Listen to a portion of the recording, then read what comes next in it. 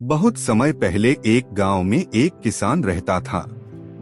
उसकी एक बेटी थी जिसका नाम देवी था। वह लड़की बहुत ही सुंदर थी। किसान और उसके परिवार का जीवन हंसी खुशी के साथ गुजर रहा था। अचानक एक दिन राज्य का पुरोहित 4 सैनिकों के साथ किसान के घर आया और उसने किसान को बताया कि राजा अपने बेटे का विवाह देवी से करना चाहता है और 1 माह बाद बारात लेकर आएगा। राजा का संदेश देकर पुरोहित सैनिकों सहित वापस चला गया। किसान ने बेटी से इस रिश्ते के संबंध में बात की और उसे समझाया कि राजकुमार से विवाह करके वह राजकुमारियों के समान शान से रहेगी, अतः वह यह रिश्ता स्वीकार कर ले। किंतु देवी इस रिश्ते के लिए भी तैयार नहीं हुई। देवी को इस रिश्ते के लिए गांव के बड़े बुजुर्गों और उसकी सहेलियों ने भी बहुत समझाया, लेकिन वह अपनी जिद पर अड़ी रही। न जाने क्यों देवी को पक्का विश्वास था कि स्वर्गलोक से एक देवता आएगा और उसे ब्याह कर अपने साथ ले जाएगा। देवी की जिद देखकर किसान परेशान हो उठा। वह सभी रिश्तों को ठुकरा सकता था, लेकिन राजकुमार का रिश्ता ठुकराने का अर्थ था पूरे घर और गांव की बर्बादी। देवी भी इस सच्चाई को जानती थी। वह अच्छी तरह इस बात को समझती थी कि यदि उसने राजकुमार के साथ विवाह करने से इनकार कर दिया तो राजा उसके घर और गांव वालों को मार डालेगा और राजकुमार का उसके साथ जोर जबरदस्ती से विवाह कर देगा। देवी ने इस रिश्ते से इनकार तो कर दिया था, लेकिन इनकार करने के बाद वह सोच में पड़ गई थी। उसके पास केवल 1 महीने का समय था। देवी ने बहुत सोच विचार किया और अंत में यह निर्णय लिया कि 1 माह में स्वर्गलोक का कोई देवता आकर उसे नहीं ले जाता है तो वह अपने माता पिता और गांव वालों को बर्बादी से बचाने के लिए राजकुमार से विवाह कर लेगी। हमेशा फूलों के समान खिली खिली रहने वाली देवी अब गुमसुम रहने लगी थी। वह घर परिवार के सभी काम पहले की तरह करती थी। प्रतिदिन घर की सफाई, पानी भरना, स्नान करके मंदिर जाना और दोपहर एवं रात के समय खाना बनाना, सभी कुछ पहले की तरह था। लेकिन अब वह दुखी और परेशान रहने लगी थी। धीरे धीरे दिन गुजरने लगे और महीना समाप्त होने को केवल 1 दिन बचा। देवी अब सामान्य रहने लगी थी। अगले दिन राजकुमार की बारात आनी थी और उसका विवाह होना था, किंतु देवी को अभी भी इस बात का विश्वास था कि शीघ्र ही कोई चमत्कार होगा। स्वर्गलोक से एक देवता आएगा और उसे ब्याह कर अपने साथ ले जाएगा।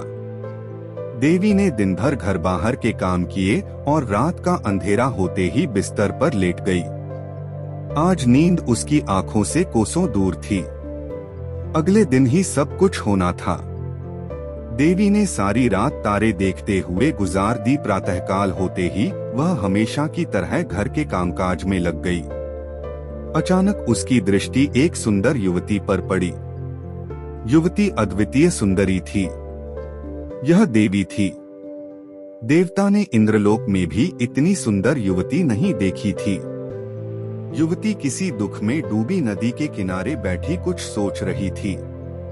वह सोच विचार में इतनी डूबी हुई थी कि पास ही खड़े देवता को भी नहीं देख सकी। देवता बड़ी देर तक युवती को एकटक देखता रहा। उसे ऐसा लग रहा था मानो वह इसी युवती के लिए इंद्रलोक से पृथ्वी लोक पर आया है। वास्तव में देवता को युवती से प्यार हो गया था। अचानक देवता के मन में न जाने क्या आया कि उसने तेजी से आगे बढ़कर देवी का हाथ पकड़ लिया और उसे अपना परिचय दिए बिना ही उसके रूप और सौंदर्य का बखान करते हुए उससे प्रणय निवेदन करने लगा। देवी को अब होश आया। अपने सामने एक वृद्ध को इस प्रकार प्रणय निवेदन करते देखकर उसने उसे कुछ भी भला बुरा नहीं कहा, बल्कि रोने लगी। देवता देवी से प्रणय निवेदन करते समय शायद यह भूल गया था कि वह एक वृद्ध के रूप में है। उसने तुरंत अपनी भूल का सुधार किया और देवी से उसके दुख का कारण पूछने लगा। देवी बड़े सरल स्वभाव की थी। उसने सिसकियां भरते हुए वृद्ध बने देवता को अपनी सारी कहानी सुना दी। उसने रोते रोते देवता को यह भी बता दिया कि उसे अभी भी यह विश्वास है कि उड़ने वाले घोड़े पर सवार होकर एक देवता आएगा और उसे ब्याह कर साथ ले जाएगा।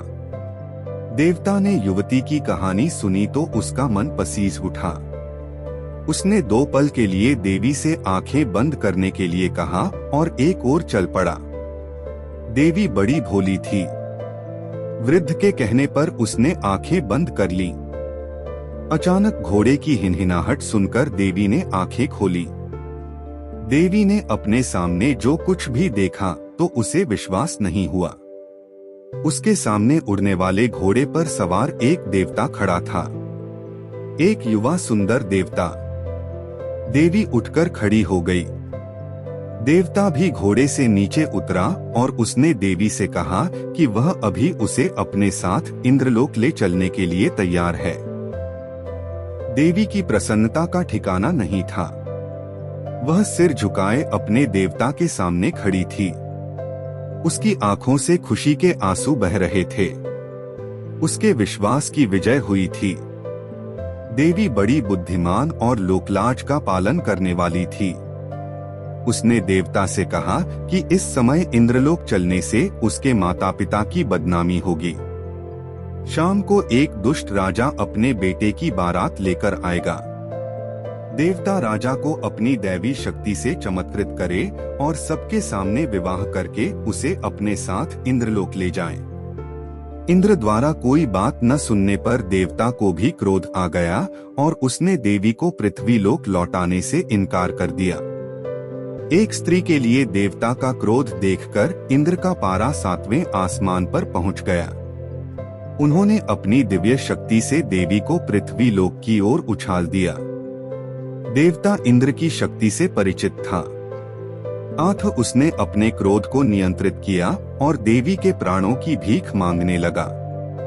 इंद्र का क्रोध शांत हो गया और उन्हें देवी पर दया आ गई। उन्होंने पुनः अपनी दैवी शक्ति का उपयोग किया और देवी को धरती पर गिरने के पहले एक सुंदर फूल बना दिया। लालवांडा यही फूल है।